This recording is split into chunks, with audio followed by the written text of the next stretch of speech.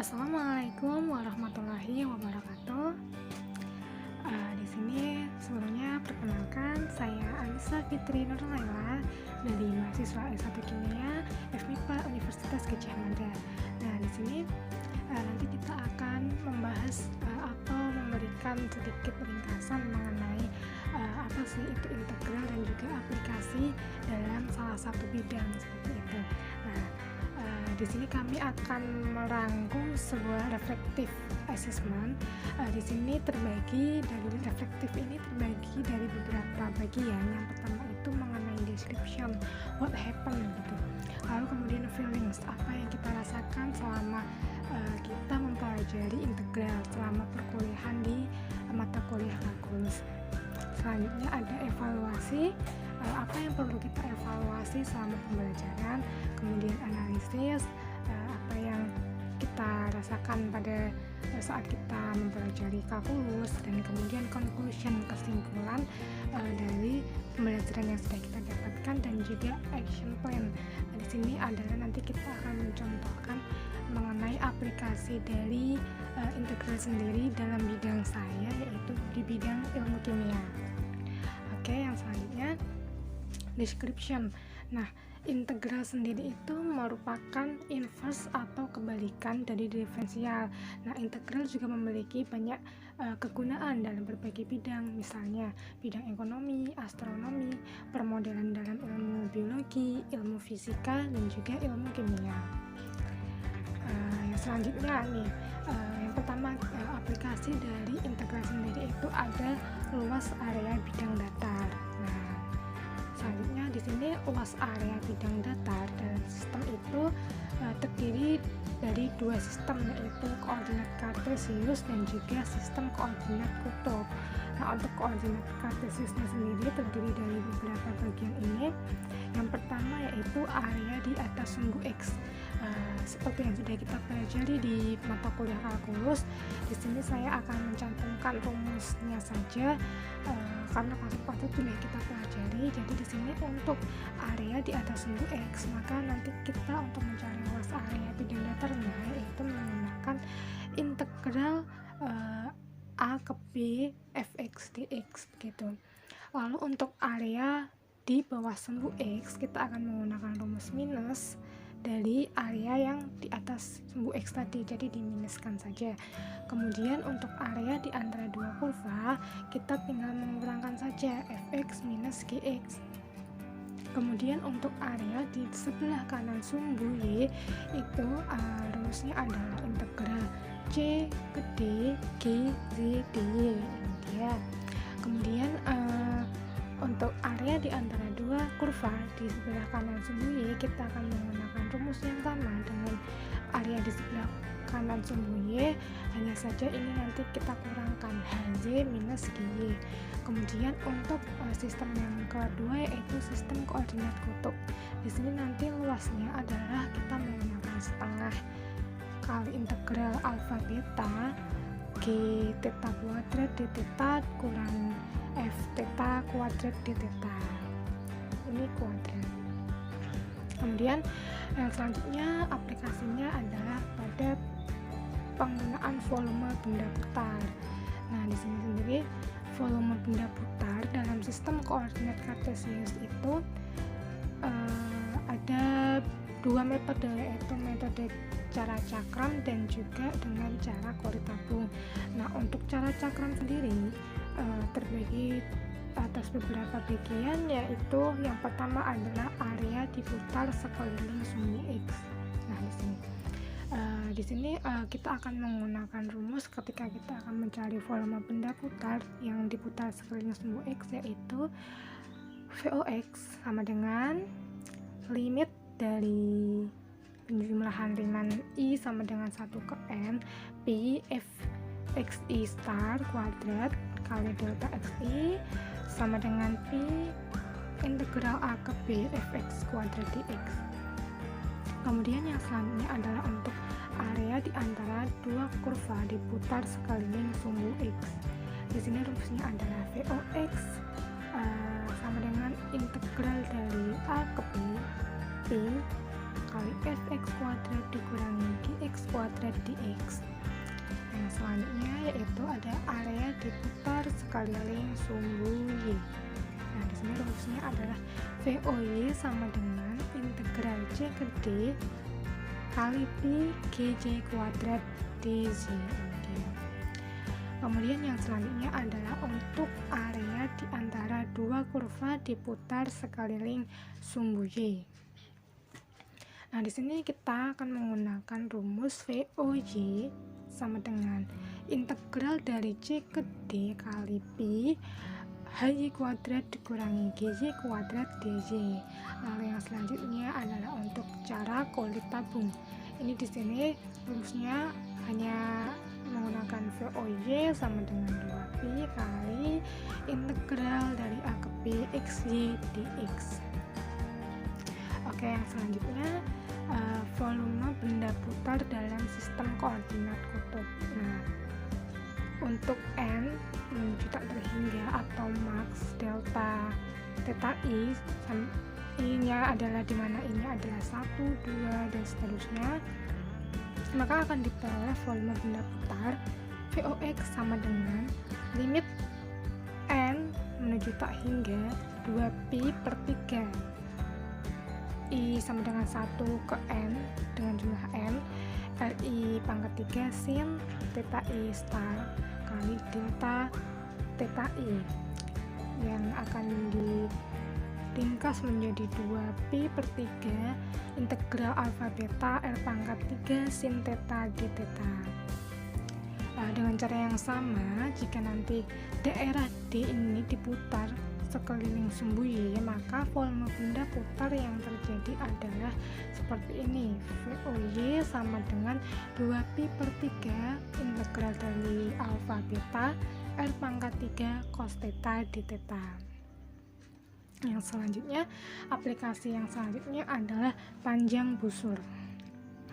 Nah, panjang busur di sini juga terdiri dari dua sistem. Yang pertama untuk koordinat kartesius dan juga untuk koordinat kutub.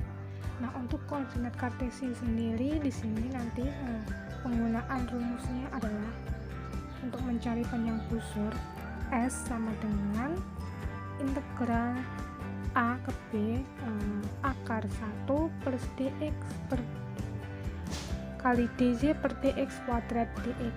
Kemudian untuk panjang busur koordinat kutub itu rumusnya adalah S sama dengan integral alfa ke beta akar dr per d theta kuadrat ditambah r kuadrat d theta. Oke, yang selanjutnya adalah shear feeling.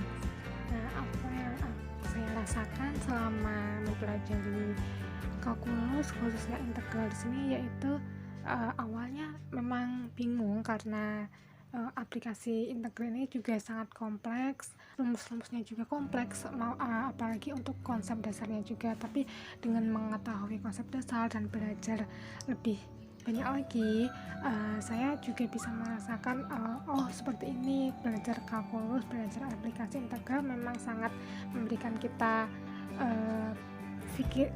bisa membuat kita berpikir lebih kritis dan juga berpikir lebih kompleks lagi seperti itu. Jadi di dalam mempelajari aplikasi integral di sini saya dapat lebih mengetahui konsep-konsep dari integral yang dapat diaplikasikan dalam berbagai bidang. Salah satunya adalah dalam bidang ilmu kimia sendiri. Lalu evaluasi itu di sini pengajaran, menurut saya pengajaran tentang aplikasi integral dalam perkuliahan mata kuliah kalkulus di sini sudah diberikan secara terstruktur dan juga baik oleh dosen pengampu. Nah, selain pembelajaran di dalam kelas secara daring, dosen juga memberikan tugas dan juga kesempatan diskusi sebagai bentuk kegiatan asinkron.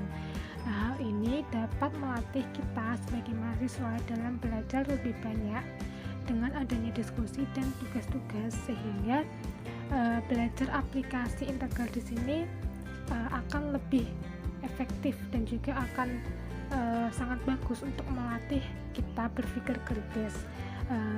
Karena dengan ini kita dapat memberikan solusi dari suatu masalah pada berbagai perspektif disiplin ilmu. Lalu yang selanjutnya adalah untuk analisis.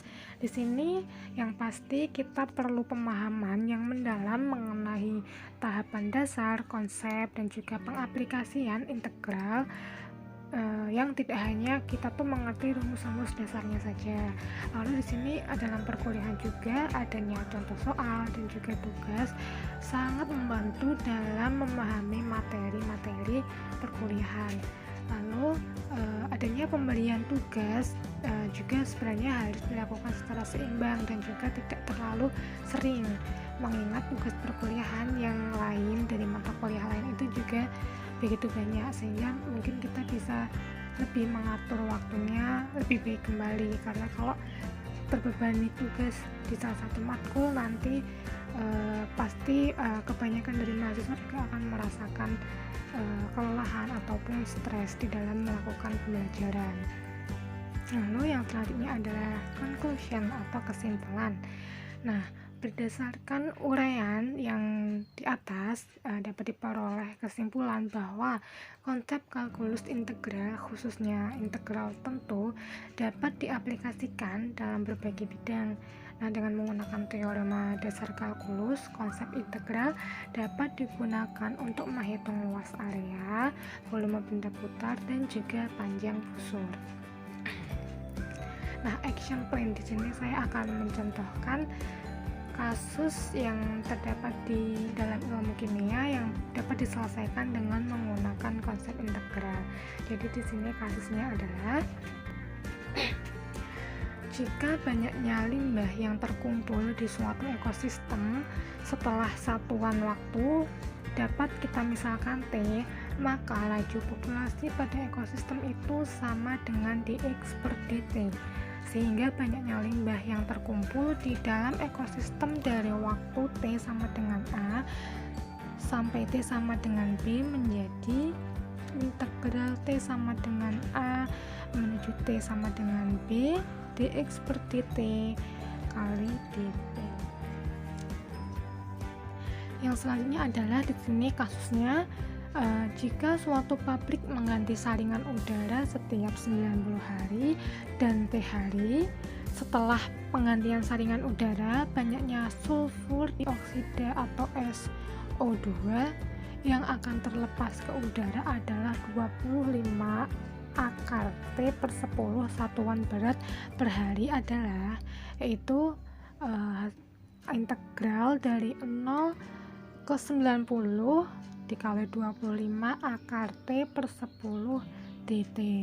Jadi nanti dimisalkan sama dengan T per 10, maka 10 du ini akan sama dengan dt dan T sama dengan 0, dimana T sama dengan 0 dan juga T sama dengan 90. Maka masing-masing yaitu U-nya kalau kita hitung lagi, U-nya akan sama dengan 0 dan juga U-nya akan sama dengan 9 dengan memasukkan rumus mensubstitusikan ini T per 10, sehingga integral yang diperoleh menjadi integral dari 0 ke 90 25 kali akar T per 10 dt itu sama dengan 250 dikali integral 0 ke 9 U pangkat setengah du, yang hasilnya adalah 250 dikali 2 per 3 U pangkat 3 per 2 dan diperoleh hasil yaitu 4.500 satuan berat. Nah, sehingga banyaknya limbah yang terkumpul oleh ekosistem adalah 4.500 satuan berat. Nah, di sini dengan konsep integral berhasil digunakan untuk menghitung banyaknya limbah yang terkumpul di dalam ekosistem. Nah, sehingga aplikasi integral ini memang sangat luas jika kita gunakan dalam kehidupan sehari-hari. Sekian penjelasan dari saya. Terima kasih atas perhatiannya. Kurang lebihnya saya mohon maaf. Wassalamualaikum warahmatullahi wabarakatuh.